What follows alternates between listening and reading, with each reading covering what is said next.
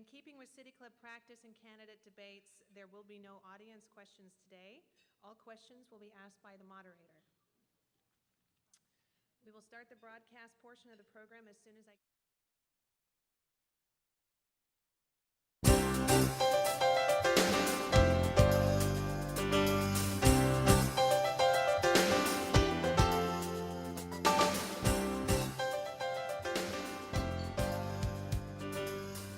Welcome to City Club of Portland's Friday Forum. I'm Allison TIVNON, Board Governor of City Club. For 100 years, City Club of Portland has been the place for civic-minded people to come together to make Portland and Oregon a better place for everyone to live, work, and explore. We're gathered at the Sentinel Hotel, along with all of you listening on OPB or viewing on Portland Community Media or YouTube.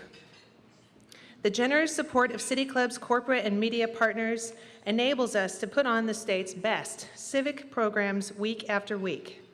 Our media partner is Oregon Business Magazine, and our current Friday Forum sponsors are Morel Inc., Northwest Natural, Chevron Corporation, and Echo Northwest. Please join me in showing our appreciation for all of them.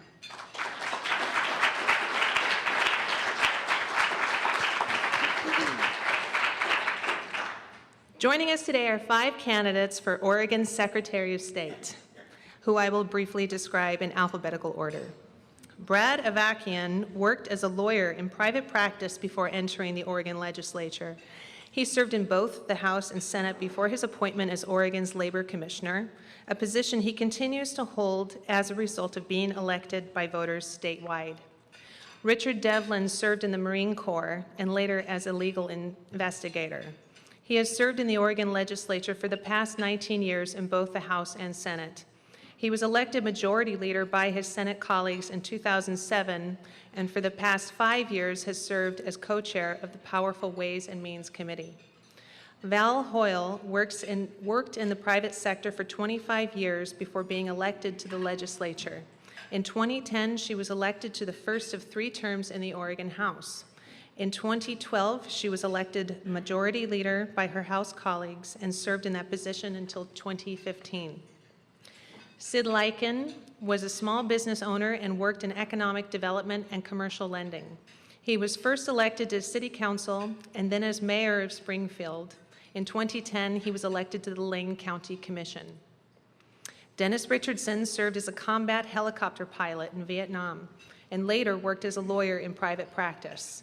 In 2003, he entered the Oregon House of Representatives, where he served for 12 years. That service included co-chairing the Ways and Means Committee in 2011 and 2012, and in 2014, he was the Republican nominee for governor. Moderating today's debate is David Sarasohn. David poked fun at politicians for the Oregonian from 1983 to 2013. He has won numerous awards for his editorial work, including the Pulliam Fellowship for Editorial Writers. He has written 2 books, and his articles have appeared in the New York Times, the Washington Post, Harper's, and The Nation.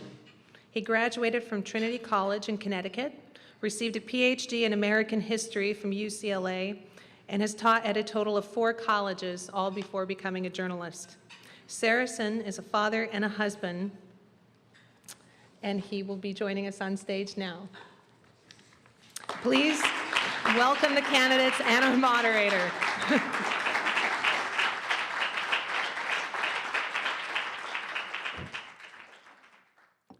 Thank you, Allison, and welcome to our debate. We're going to start off with giving each of our panelists 2 minutes to introduce themselves and explain why they're the appropriate choice. After that, we'll have some questions for each of them and some questions in general. So let us start off alphabetically with Commissioner Brad Avakian. Well, thank you, City Club. I'm Brad Avakian, Democratic candidate for Secretary of State. I've always been the kind of Democrat that puts our progressive values into action. As Labor Commissioner, I've put more than $22 million in the pockets of Oregonians who have been discriminated against or been cheated out of their wages. Trained thousands for living wage jobs, with women participating at twice the national average, and returned 21st century shop classes to our public schools. with the Oregon Council on Civil Rights created the roadmap to eliminate the wage gap between women and men, and as a senator, took on climate change by passing Oregon's Renewable Energy Act. As Secretary of State, I'll use the State Land Board to promote renewable energy technologies and launch Oregon into the global clean energy economy. Audit private corporations that contract with the state to ensure that our tax dollars are being used as intended. And increase civic engagement, especially amongst young Oregonians, by expanding civics education in our schools and by starting a new program to teach both the procedure and the value of voting, the Oregon Youth Vote. I've always turned our progressive values into action, and it shows in this campaign. My team includes progressive organizations that we trust, that have given me their sole endorsement. Organizations like NARAL Pro-Choice, Mother PAC, Basic Rights Oregon, the Oregon League of Conservation Voters, the Sierra Club, and Oregon's teachers. Today, I hope to earn your support too. And I want to thank the City Club for this forum and for everything that you all do to move our progressive values forward. Thank you. Senator Devlin. Thank you very much, City Club, for giving me this opportunity this afternoon. I'm Senator Richard Devlin. For those of you whose memory stretches back that far, and I believe there are a few people in this room, I'm known as the person who actually took out former Representative Bob Tiernan about 20 years ago. Many of you probably thought that was a very good thing. But since that time, I'm proud to have worked hard and successfully to make government work more effectively at all levels of government in the state. And during my 20 years in the legislature, I've served as the Vice Chair of Rules and Elections in the minority, and later as the Chair of Rules as the Senate Democratic leader. During that period of time, I took leadership roles in implementing vote by mail, a centralized voter registration system, online voter registration, reforming our initiative system and getting fraud out of the system, and have been a leading proponent of motor voter and expanding voter access. For the past 5 years, I have served as the co-chair of the Joint Ways and Means Committee and as the co-chair of 2 different audits committees. In those roles, I've been intimately involved with every part of state government. You may ask why this is important, but it is very important because the Secretary of State's 2 chief roles are as the Chief Elections Officer of the state and the Chief Auditor of Public Accounts. In these roles, the Secretary of State must ensure that our electoral process is fair and impartial, and that government is efficient, effective, and financially responsible. Experience, however, isn't the only criteria.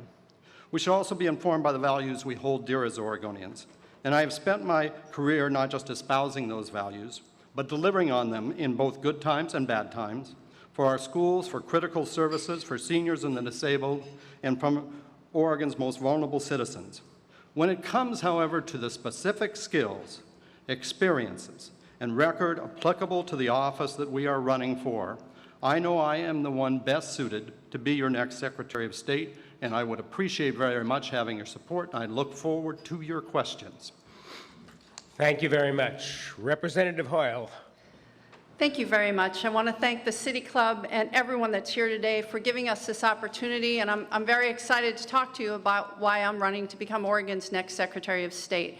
I was lucky. I grew up in a family where I knew my voice mattered in the political process, whether it was walking on picket lines with my father, who was president of the Firefighters Union and a pro-life Democrat, or going to feminist rallies with my mother for the National Organization of Women to legalize abortion before Roe versus Wade. She was a pro-choice Republican. So in my house, we had a lot of political discussions. And so when I turned 18, I turned to my friend and said, I'm 18, you know what that means? And she said, do you know what that means? And I said, yes, I can vote. And she said, well, I was going to say you could drive to Rhode Island and buy beer legally, but I guess you could vote. Because I wasn't like other girls.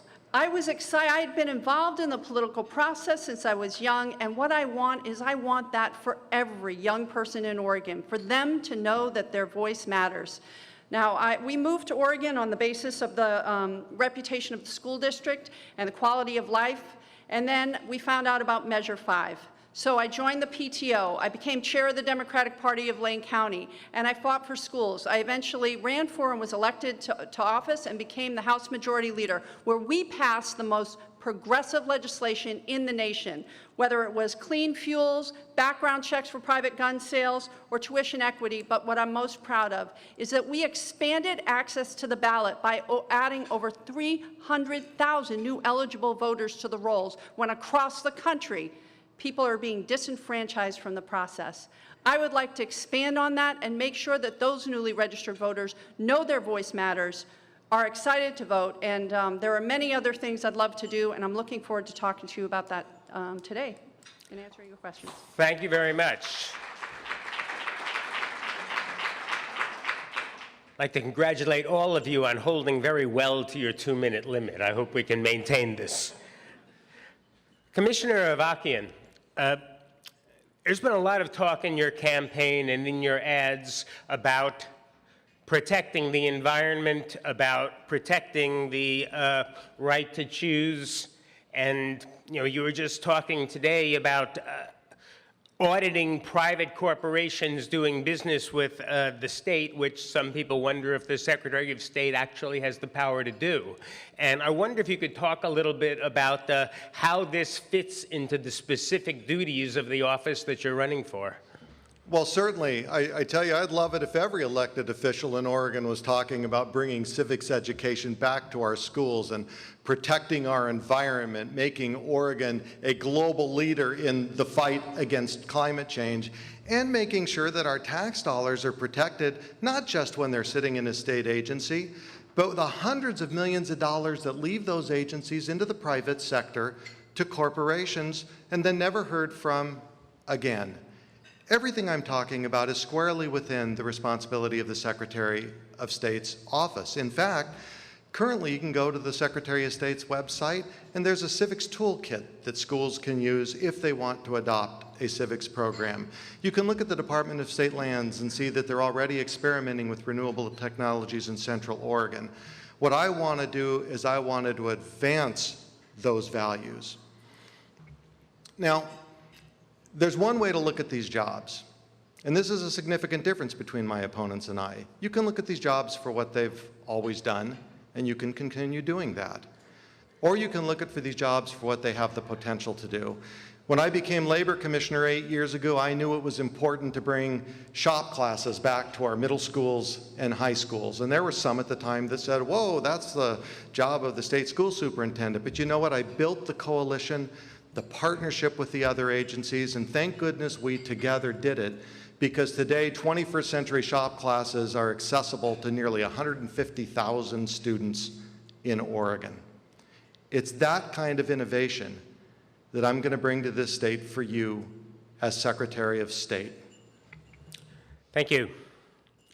Senator Devlin, you've been, among other things, a longtime co-chair of the Ways and Means Committee. And a few sessions ago, you were working closely with one of the candidates on the other side, Representative Richardson, when he was co-chair of that committee. I wonder if you could tell us a little bit about, from that experience, why you think you're a better choice for this job than he is. And in fairness, I should tell you I'll be asking him the same question. Well, there is an interesting thing in politics. And that is actually that sometimes when people work together for a long time, even if they disagree substantially on issues, they come to like one another.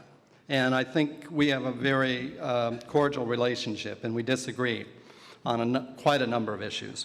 But I think during that time, one of the things that I really developed as a skill, because it was absolutely necessary, because you left out part of the story. Representative Richardson was one of the House co-chairs.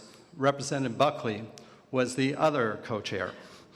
And as you may know, nothing proceeds in Ways and Means without the agreement of the co-chairs. And that's not one or the other, but in this case, that's all three, the two House and the Senate. So I honed my mediation skills over that entire session, because I spent the entire session as the mediator between Representative Richardson and Representative Buckley. And in a lot of ways, given the magnitude of the issues that we faced, I think we had a very productive session. Because I think if you remember that session, and part of the problem in politics is people only remember yesterday, is the state was really coming out of the depths of the recession. We had exhausted all of our reserves. Our additional federal money had largely run out, and we were facing a $3.5 billion deficit compared to current service level. So we had to make a lot of very difficult decisions, and I think we developed a very solid base on which to rebuild. And that took a lot of debate between both sides of the aisle and actually between both chambers. And at the end of that, I think we actually came up with a pretty good product, given where we were. Thank you, Senator. Representative Hoyle, your time in the House, you were the House Majority Leader, which is a very partisan position, and you were a fairly partisan figure yourself. So tell me how this can translate to running the elections of the state, which involves a nonpartisan attitude. Thank you. That's an excellent question. I was the House Majority Leader. I was a former chairperson of the Democratic Party of Lane County. I am a Democrat. I've been a Democrat since I registered to vote when I was 18 years old. This is a partisan position, and that's what the voters in the state of Oregon have decided. Now, as the House Majority Leader, we passed an incredibly progressive agenda. It was the agenda that we ran on when I helped run the campaigns, which was that we would pass paid sick leave, that we would pass tuition equity, that we would pass background checks on private gun sales. In spite of being subjected to a recall, which they did not win, we stood up and we passed that. We raised the minimum wage. We did a number of things that were progressive, and I don't apologize for that. However, my reputation in the building is as someone who can work across the aisle because I'm straightforward and direct, and I told my Republican, the people on the other side of the aisle, this is what we're going to do, and are there some things that we can do to help you? My leadership style is that of a collaborator, which is why I was trusted even by people who were not in my own party. And I think if you're able, because if you're honest, you're straightforward, you tell people what you're going to do, but when you win, you don't have to do a victory lap. You don't have to make the other side feel like they're losing. The fact of the matter is, I am a proud Democrat, and I'm trusted by people across the aisle. My district is only 43% registered Democrats. So I come from a swing district, and I have been reelected 3 times because I'm trusted by the people in that district, that even when we disagree, I will always have an open door, that I will always be fair, and that I will do the best I can for all the people to get everyone at the table. That doesn't mean we have to agree. I mean, I've been married for 24 years. Sometimes people disagree. My husband's wrong, you know, sometimes. What can I say? But that doesn't mean that we don't love each other. Thank you very much. Here's a question I'd like to pose to all 3 of you, which is, every 4 years when there's a Secretary of State's race, candidates talk about the power to do performance audits of state government, and we don't always hear very much about it afterwards. So considering what can be done and the fact that with the size of the state government, this requires setting priorities, I'd like to hear how each of you would deal with that power as you took up the job. Commissioner Avakian? Well, there's 2 kinds of audits that the Secretary of State does. Performance audits, which are financial in nature, program audits, which ensure that an agency is actually meeting its mission. You're going to see more of those kind of audits from me. And building an audits division that is nimble enough, not just to do the routine kind of audits to ensure the proper use of tax dollars, but that when we see red flags going up and we know there might be a problem, the ability to go in there, do the audit, protect the taxpayers' dollars, and provide solutions that help get the agency on the right track. That's one of the reasons it's so important to follow the money when it leaves the agencies into the private sector to private corporations that are contracting with the state. It's an incredibly important function to make sure that government runs efficiently, fulfills its mission for the citizens of Oregon, and to make sure that all of us as taxpayers have our tax dollars protected. There is only one person in this race that has spent an entire career as a civil rights attorney and as labor commissioner investigating and prosecuting those that aren't following the law. You're going to get a Secretary of State out of me that uses every tool at his disposal to make sure that your tax dollars are protected and that state agencies are meeting the mission that we need them to meet in order to provide service. And just two quick examples. That will start with an audit of the public school system. And what I believe that audit will show is that with the inadequate school budgets that we have had from the legislature for years, we're not meeting our mission of providing a well-rounded education, and any single penny less than the quality education model is inadequate. Thank you. Senator Devlin. Many people that know me know that it was hard for me to make this decision to run because I could stay in the legislature. I would probably serve as long as Senator Courtney is around as the co-chair of Ways and Means, or I could run for Secretary of State. And two of the things that led me to want to run for Secretary of State is my very high level of respect for our form of government and my belief that the electoral process of anything in government is sacred. But it was actually the audits process that really tipped me. I have been in Ways and Means over a decade. I have been the co-chair over 5 years. I have been on audits committees for 6 and 7 years. And like Mr. Sarasohn said, many times audits are talked about but not followed through. I'm not going to criticize any prior secretaries of state because I think they've all been pretty good. But I don't think anybody has been as uniquely qualified as me, given my background in understanding state government, my background in understanding audits. And that's actually financial performance and information technology audits, because those are the audits we do. The other thing is state government is not small. Our general fund budget is just slightly more than $19 billion. Our all funds budget is slightly more than $70 billion. The audit staff we have is probably sufficient in many ways. It could be beefed up in terms of performance audits, but there is a lot to look at in state government. There are a lot of things that are not producing the type of outcomes they should be producing, particularly when you compare them to other states that may even have similar levels of expenditures. I'm not going to be up here because I've never been a defender of our level of funding of K-12. But I think it's kind of disingenuous to identify that we should be funding K-12 at roughly $2.4 billion more than we are, given how much revenue that we have in this state, without identifying where you would make those cuts. Thank you, Senator. Representative Hoyle.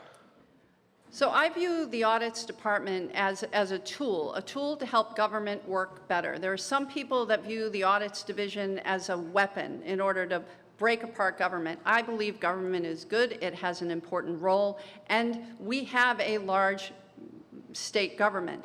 So whether it's financial audits, performance audits, IT audits, I actually have background doing audits. I was the international warranty manager at Trek Bicycles, so I worked on audits and finding problems and solutions over 4 continents with thousands of people, different cultures, different languages, all at the same time. And the fact is, I believe that this is the leadership style that women bring to jobs that they come to, and that is a collaborative leadership style, to work with people, whether it's frontline workers or in the agencies or listening to the hotline that we have, finding out where issues are and also being proactive so we can find out what programs actually work. I happen to represent a district in Bethel. Colt Gill, the superintendent, has now just been appointed as the innovations officer for education, and we have the highest graduation rate in Lane County, in spite of having a low-income area and many students who are English as second language. It's a diverse district, and we have the highest graduation rate. What are we doing differently with those dollars that other districts aren't? And those are the kinds of things that we can answer with an audit, with a performance audit. But again, working to find where the issues are, find how our dollars could be used better, and follow the leadership style of Kate Brown, who for every dollar she spent on audits found $67 in efficiencies. So that's what I would do with the audit department. I personally don't think as a Secretary of State that you should be an activist or a political activist. We saw that in Ohio. We saw that in Florida with the Republicans. It was a disaster. I'm running for this job to do the job, and I believe I have the best experience to do so. Thank you. For anybody just tuning in, this is the City Club debate for the Secretary of State's office. I'm David Sarasohn of the Oregonian. I have a question now that's come up from a member of the City Club. One of the issues that comes up with the Secretary of State's office that's been prominent lately has been how Oregon deals with minority parties and whether they actually get a fair shake. So I'd like each of you to talk about how the state deals with people who aren't Democrats or Republicans, and maybe how this participation could be encouraged. Commissioner Avakian. And I will get directly to your answer, but those of you that were in the room saw that in the last question, of course, Senator Devlin looked directly at me at what was the solution to the inadequate school budget. The solution is this: we do need more revenue. It's why I've endorsed Initiative Petition 28 in order to make corporations pay their fair share in this state. I'd love to hear the explanation when they have their time as to why their budget is inadequate for schools and why they refuse to make corporations pay their fair share to make up the difference. With regard to minority parties, everybody deserves to have a voice in our electoral process. When I served in the legislature, I helped write and then pass Oregon's fusion voting system to give minor parties a stronger voice at the ballot. In this particular race, both the Progressive Party and the Working Families Party, the only two minor parties to make endorsements in this race, have given me a sole endorsement. It is a core function of the Secretary of State's office to make sure that everybody has got a voice. In addition to minor parties, I want young people growing up to know whatever party they choose when they're older, they will have a voice. And that's why we will start this in the younger years of Oregonians with the Oregon Youth Vote. We'll send ballots to each of the students for each of the schools for every one of their students. Young people will study the issues and the ballot measures in their civics or social studies class, and we'll have every student, maybe ages 8 to 12 to 17, whatever we think is appropriate, vote in every election. Bring up young people understanding the process and the value of voting. It won't count in the official results, but you know what? When the election is done, we'll count all those youth vote ballots and we'll show Oregon what young people thought. Thank you. Senator Devlin. I have a long history of working on electoral issues, and I think in that history I have been very nonpartisan. Maybe sometimes people think of me as bipartisan, but I think nonpartisan, because I have a great deal of respect for the process. And I think as Secretary of State, one of the things that you have to do is step back, and whether a major party or a minor party, you treat all of the parties similarly. And that means if something comes forward to me that is an issue of like a campaign or finance violation, it should not matter what letter is in front of the name of that candidate or that political group. If it's an issue that it's anything else, I can assure you that it'll be made totally on a nonpartisan basis. Recently, we dealt with an issue in the legislature that relates very strongly to both major parties and minor parties, and that is when we put in place motor voter, we are going to add roughly 300,000 new voters. Our criteria for the status of party relates to what percentage of registered voters they have. So we put a timeout basically in statute so that those laws won't affect people until 2018. Because we know that by adding so many new non-affiliated voters, it potentially could take away the major party status of the independent party, and it could affect the other parties. Now that's actually into the nitty-gritty, and I know some people don't like the nitty-gritty, but that's the reality of what the Secretary of State's office is you have to make very difficult decisions. And since I only have 30 seconds left, and I tend to answer the questions I'm asked, I don't use the time for anything else, but one of the things I'll tell you about the independent party that they just experienced, that I experienced long ago. We opened up the Democratic Party back in the late 1990s to let non-affiliates vote. Same issue that they've had, we had back then, where cards have to be sent out, people have to request ballots. That needs to be changed. If one of the major parties opens up their primary, then ballots should go automatically out to them, to non-affiliates. Thank you, Senator. Representative Hoyle. Thank you. I'm looking forward to answering the question that was asked. So you asked about how do we, what does it look like going forward in franchising voters? What we know is that previous to new motor voter, over 70 to 75% of the people that registered to vote registered with a party. And now it's just about 9%, between 9 and 12%, and all the other voters are non-affiliated because when you're automatically registered as a non-affiliated voter. So we're very soon going to get to the point where 50% plus of our voters are non-affiliated or not members of the party. So there's two things that we did. Senator Devlin and I in the last session, we voted to ensure that with the influx of new voters, that both minor and major parties kept their status so that the new influx of voters didn't move minor parties out because you have to have a certain percentage of the vote to be a minor party, and that the newly formed Independent Party of Oregon, they could all stay parties through the 2018 election cycle till we sort these things out. I also feel strongly that major parties should open up their elections to non-affiliated voters. Now, that's not something that we can tell a party to do. It is something that the party would have to do themselves, but I think we should encourage that. As Secretary of State, I would make that a priority because I think we're stronger with more voices and with so many people not able to have input into who the major party candidates are. There's a whole group of people that won't have a voice in the process. So I would work very strongly on that.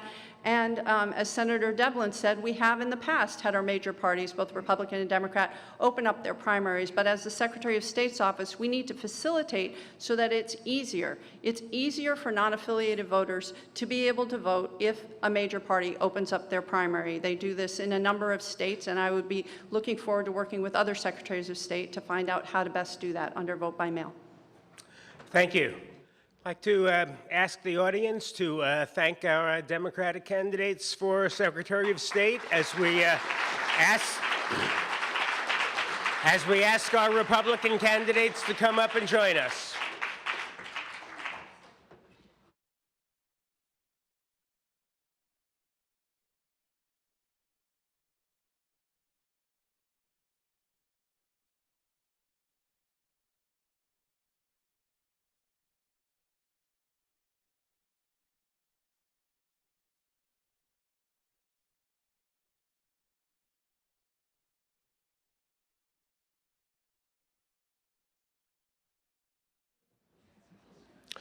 Thank you. Have now Lane County Commissioner Sid Leiken and former Representative Dennis Richardson on the Republican side, and we will follow the same pattern. Each of them will get 2 minutes to introduce themselves and explain why they should be the choice, and then we'll have a question for each of them and some general questions. Commissioner Leiken. Well, thank you very much, and I too want to say thank you to the City Club for the invitation today. Really appreciate it. My name is Sid Leiken, and I'm a candidate for Oregon Secretary of State. I'm a fifth-generation Oregonian. I was born in Roseburg and raised in rural Douglas County. I come from a family primarily from the wood products industry, also from the land development industry as well, residential building as well.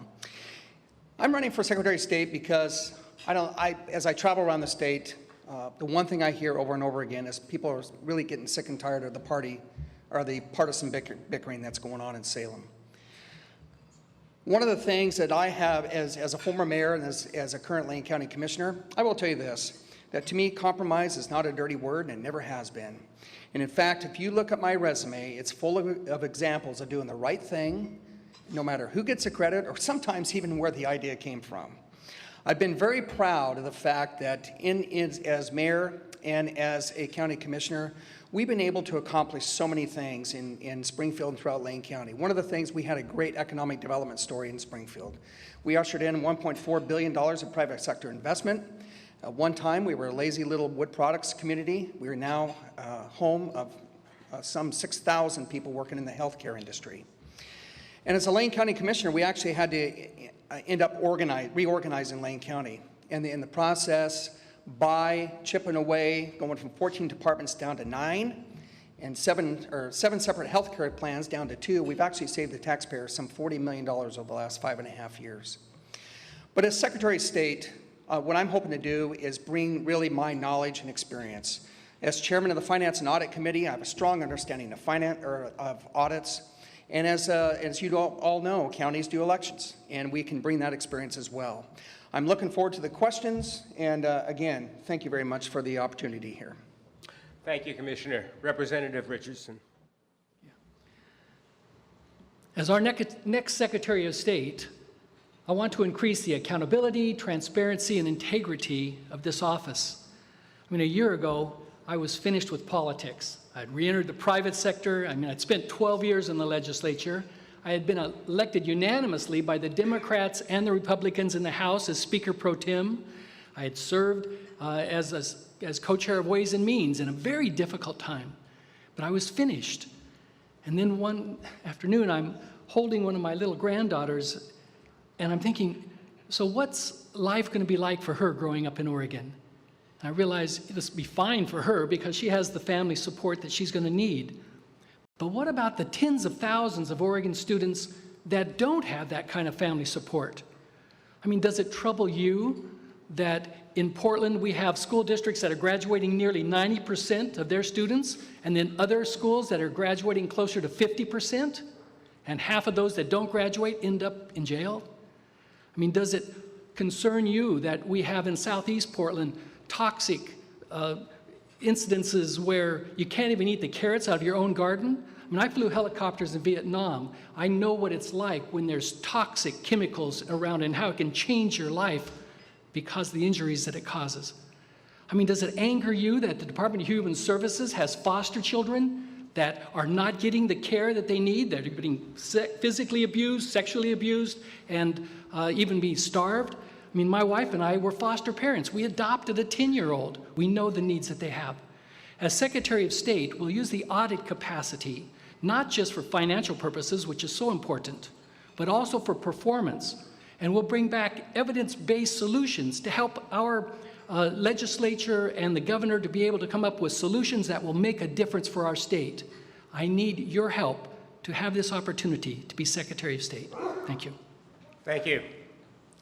Commissioner Leiken, on your previous campaign for the Lane County Commission, there were some legal issues about use of funds, and considering the priority in the Secretary of State's office of overseeing elections, I wonder if you'd tell us a little bit about how this reflects on your opportunity to do the job and what you've learned about what's involved in it. It actually did not happen during my campaign for Lane County Commissioner. It actually happened prior to that when I was exploring the opportunity to run for the 4th congressional seat. You know, I've learned a lot, and you know, if that's the one stain on my record after 17 and a half years, I think I can move on. In fact, my constituency has moved on from that as well. And as I have actually won 2 elections since, the last election I ran, I won by 28% over my opponent. And, you know, this has been asked and answered. In fact, I was just going to tell you that, boy, that's the first time that question's been asked. But anyway, so it's been asked and answered. I don't claim originality. No, okay. It's been asked and answered many times. You know, and I even have had a driving citation before, and I still chair the Area Commission on Transportation, and I actually serve on the, as co-chair of the Association of Oregon Counties Transportation Committee, too. I've learned a lot. We've moved on, and frankly, the only thing I can say is this. Once I found out there was an issue, I actually owned up to it. And I would hope people would understand there's not too many elected officials out there that say, you know what, I made a mistake. I own up to it. I'll pay the fine, move on, and I'll win my 2 elections after that. Thank you. Thank you. Representative Richardson, I want to ask you the reverse of the question I asked Senator Devlin. For the 2 of you who had worked so closely a couple of sessions ago on putting out the budget of the state, what from that makes you think you'd be a better choice for this position than he would be? Well, it was a great challenge because I came in as a Republican with 2 Democrats as co-chairs, and so I was double teamed. But they came in with the idea that we've got a horrible situation. We've got a $3 billion hole that we're going to have to fill. And mine was, we've got 9% more revenue than we had in the last biennium. But we worked it out, and we were able to compromise in that not everything is a moral issue. I mean, we needed to get the budget passed, and so we worked with each other, and we had an agreement that we would not walk away from that endeavor, that we both had to, all three of us had to go before our caucuses and help them to vote so that we could pass this budget. And so we just dealt with the issues, and one thing that I felt was really important was that I held out and said, we're not going to pass any budgets until we pass the education budget first. And that's the first time in my experience that had happened. Usually what happens, and this is what generally happens, is that education's kept to the very end so that when the money's already spent, then you can come forward and say, but we've got to have more taxes because it's for the kids. Where if we would fund our highest priorities first, it would make all the difference, and education is a top priority. What makes me a better candidate for Secretary of State, I believe, is my broader base of experience. I mean, we both have experience with budgeting and with auditing and those issues. But the Secretary of State's office is much more than that. It should be a shining light to businesses around the country. We should be rolling out a red carpet and welcoming businesses that come to Oregon who respect our principles and respect the environment, but will help create jobs for Oregon workers.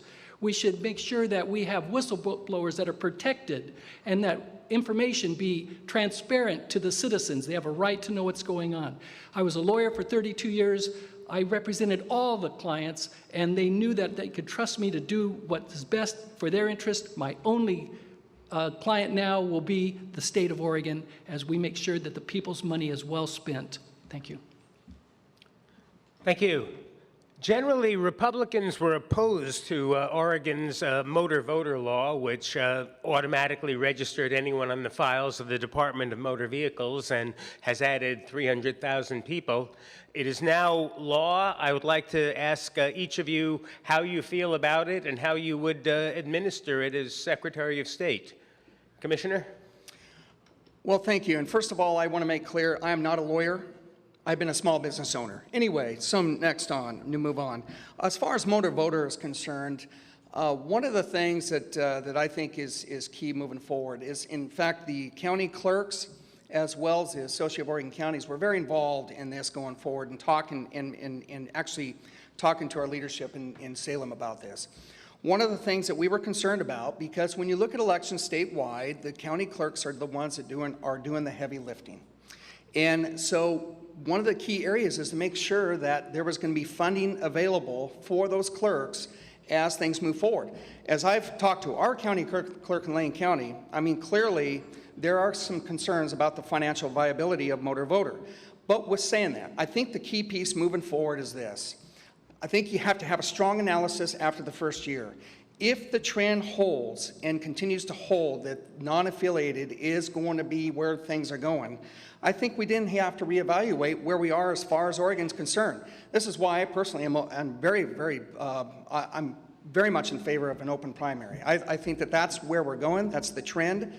The other thing is it is law. And I think that we have to really talk about how we can manage this going forward. And so one of the key areas, as I mentioned before, is the financial viability, but also making sure that when people have an opportunity to vote, that it's going to be fair and what they're voting on is exactly what they predicted, or what is exactly what their thoughts are moving forward. So sorry about that, a little dry in the mouth.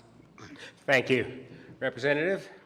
You know, I wasn't a strong supporter of motor voter because I felt like it was another action by the major parties to try and close off the minor parties. I mean, so the Independent Party of Oregon needs 5% registered voters to be able to be a major party.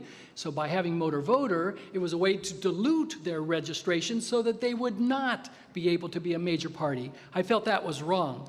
So now we have a bill that was passed, was mentioned before, that will delay that inevitability till 2018. We need to ensure that all parties have a fair shake in Oregon, that every voter has a right to have their party and have their policies heard and their positions heard. The motor voter law is in place. Now it's important for us to make sure that it's instituted fairly and completely, that every eligible voter has the opportunity to vote. We need to go beyond it, though, because we have thousands of Oregon voters who have lost their registration. They may have been moved, they may not have signed the ballot the same way as it was signed in previous years, and so the county clerks end up removing them from the registration rolls. That means that this week they're not getting a ballot. We need to ensure that all Oregonians who are eligible to vote have that opportunity. Motor voter is one step in that direction, and as Secretary of State, I will ensure that the laws that are given to us by the legislature and by the governor are the ones that we implement fairly, openly, transparently. That's the kind of election system that we need in Oregon. Thank you. Again, for anybody tuning in now, this is the City Club Secretary of State debate, and I'm David Sarasohn of the Oregonian. We have another question that has been submitted by a City Club member. We're going to reverse the order of answering on this one. Part of the Secretary of State's job is overseeing the Corporations Division, and I'd like to ask each of you if there are things that could be done to smooth out that process and maybe stimulate the ability to start and promote corporations in Oregon. Representative Richardson? I think one of the most important aspects of the Secretary of State is as the head of the Corporations Division. This should be a bright spot in state government. We should have Oregon companies that come to the Secretary of State's office to ask for help. The Secretary of State's office should not be punishing them. We don't need to investigate them. We don't need to step in and step on the toes of the DOJ or the other agencies that have investigative and prosecutorial powers. What we need is to be public servants, opening the way, helping businesses to thrive. We need to remove senseless red tape that has outlived its usefulness. We need to ensure that businesses have the way to be clear so that they can grow. That helps our economy. It creates jobs. I believe the Secretary of State's office in dealing with the Corporations Division also should be an advocate for Oregon. I've organized 10 trips to China with businesses and legislators, and we went there to bring Chinese dollars into Oregon to buy Oregon products and Oregon services. On one of those trips, we brought back 2 contracts for an Ashland business that were over $1 million each. Those businesses thrived. It's called Air Rescue Systems, and both Senator Bates and Representative Buckley were very grateful I did that, since that wasn't my district. But anyway, they had 19 employees at the time. Now they're over 60 employees. We have a better economy. We have less demand on our social services, and we have stronger families and stronger and more taxpayers bringing money into our state government if we grow our economy. And we do that by welcoming jobs, removing red tape, and using the Corporations Division as a place to answer questions and to help businesses thrive, not try and punish them. Thank you. Commissioner? Well, thank you very much. And actually, this along with the State Land Board, has really been a cornerstone of my campaign, is talking about the Corporations Division. Because I think the Corporations Division should be much more than just UCC filings and business registrations. We have an opportunity really to talk about what we have to offer for those who want to either startups or want to expand a business here in Oregon. I was very fortunate. I come from a family of entrepreneurs. So when I started my business, it's very easy for me to actually find information. All I had to do is talk to my grandfather and my father, who are already very successful in doing so. We have a suite of information available at the Corporations Division. Let's use it. What I want to do is actually expand the business assistance program from just one person, but let's set it up regionally.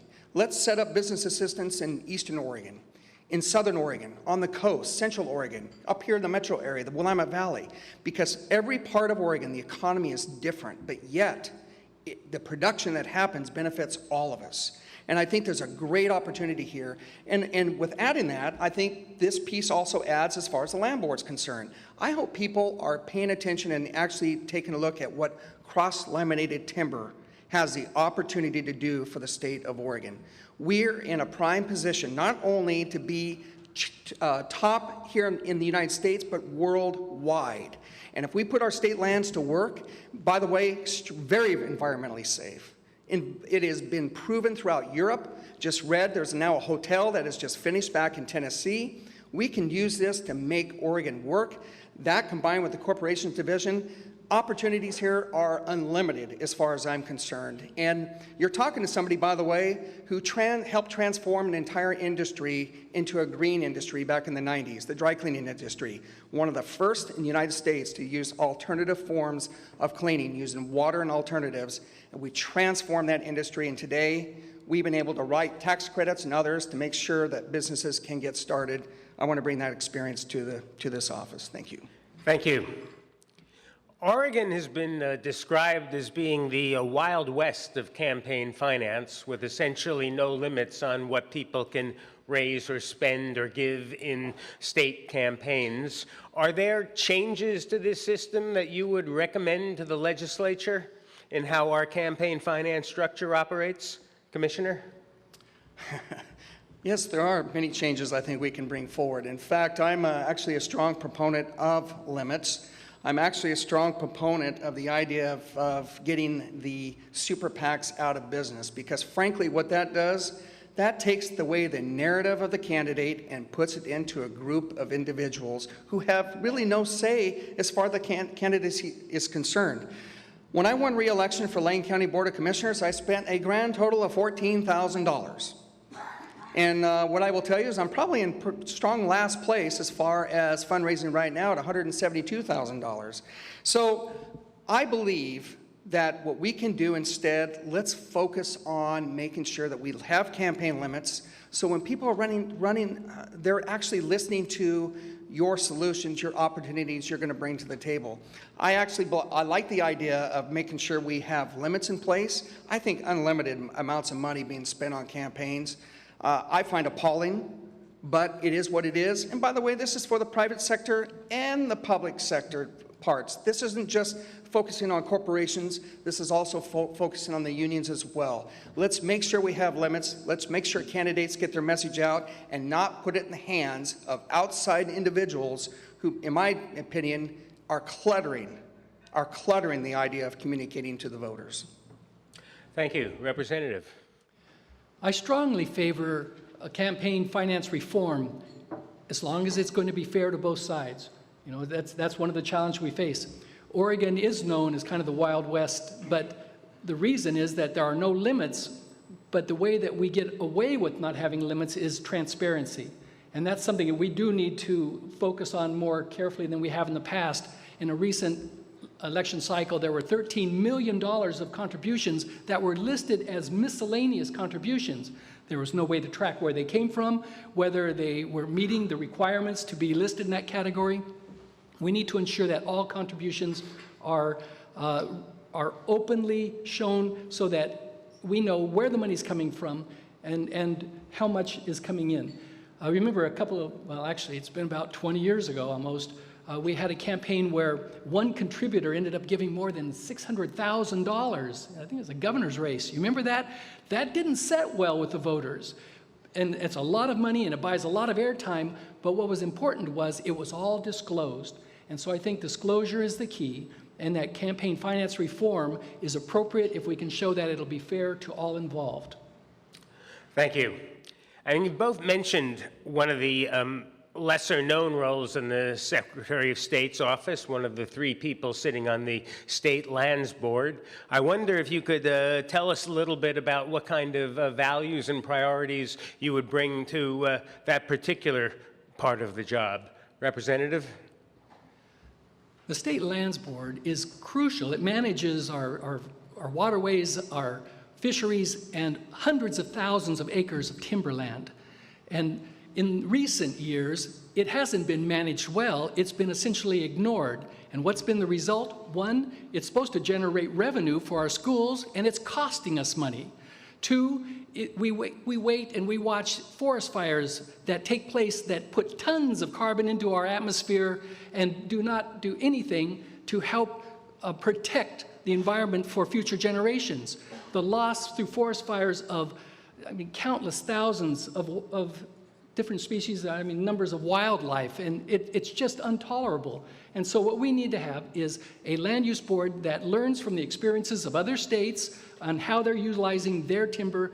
We need to ensure that our economy and our environment are balanced. We can thin our forests in a positive way to make them less likely to have these catastrophic forest fires. And while we do that, there's more water and more sun and better environment for our trees to grow.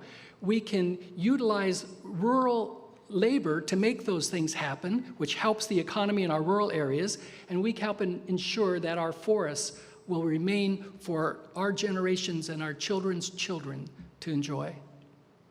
Thank you. Commissioner? So growing up in Douglas County, I'm very familiar with the Elliott State Forest. And unfortunately, I believe that the Elliott State Forest currently really is in disarray. I think if you, with the governor, the Secretary of State, and the State Treasurer, and you're taking a look at how you can manage these lands, first of all, we already have so many of the environmental impacts, they're already built in. They're already built in. Imagine having a sustainable harvest in place where you're seeing those dollars going back to our common school fund. Exactly the way they were set up. You know, the state of Washington has figured this out. Why hasn't the state of Oregon figured this out? And frankly, this is an area that we should really be focusing on as far as the state land board is concerned. And again, I mentioned cross-laminated timber. This is a sector of the wood products industry that when I visited with some of the wood products leaders here just recently, the thing that they mentioned, I actually asked them this question.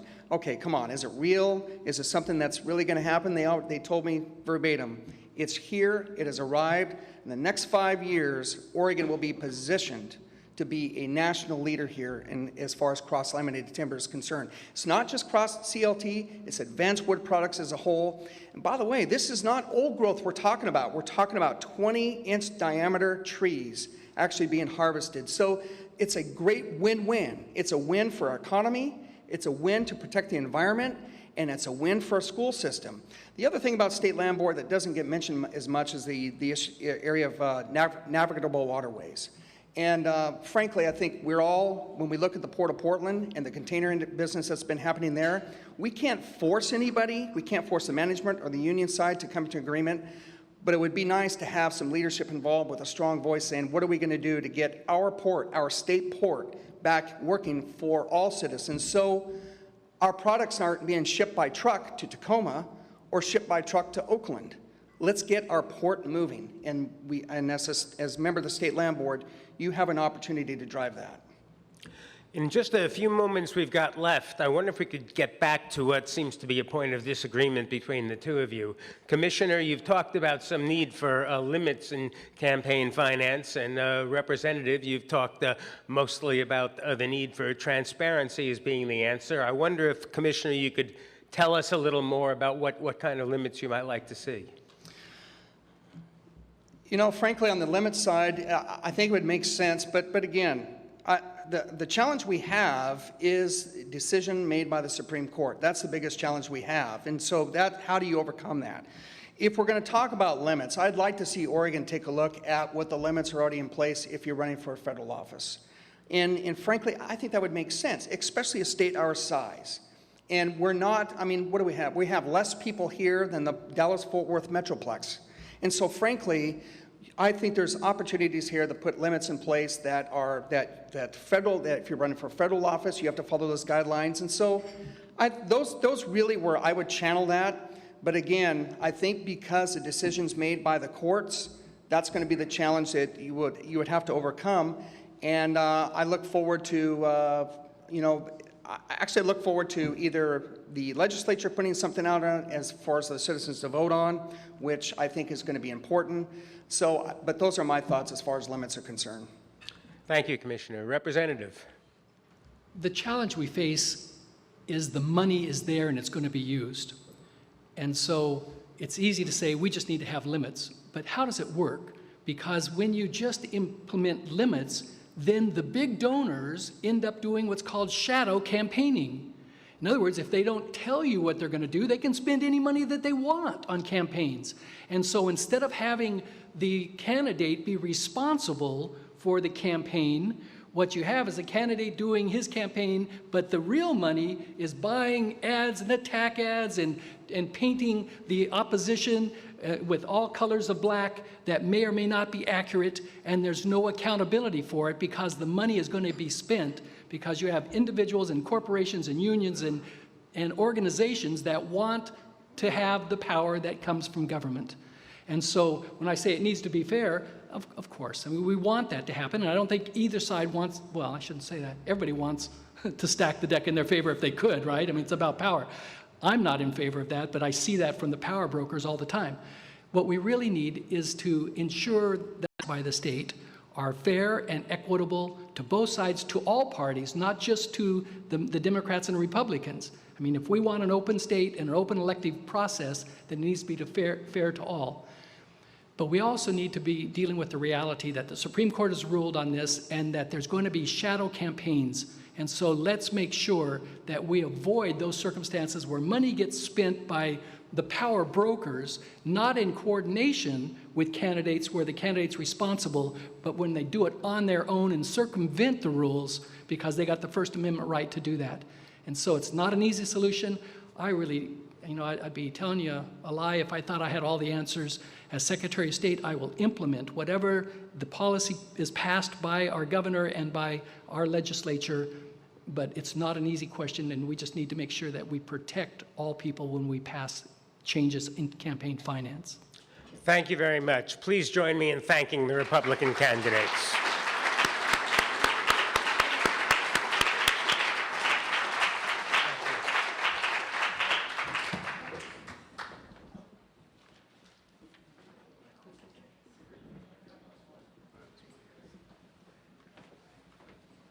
We're out of broadcast time and we'll have to stop for the day. If this program has inspired you to join City Club, please leave your business card at the membership envelopes on your table or speak with Elizabeth at the registration table as you leave the room. Thank you to David Sarasohn for your work today. Thank you to everyone for joining us. This is ALLISON TIVNON, Board Governor of City Club. Please join me in thanking the candidates and our moderator, as well as Sam Metz, who produced today's program from the Friday Forum Committee, and Greg Wallinger for serving as our timekeeper. We're adjourned.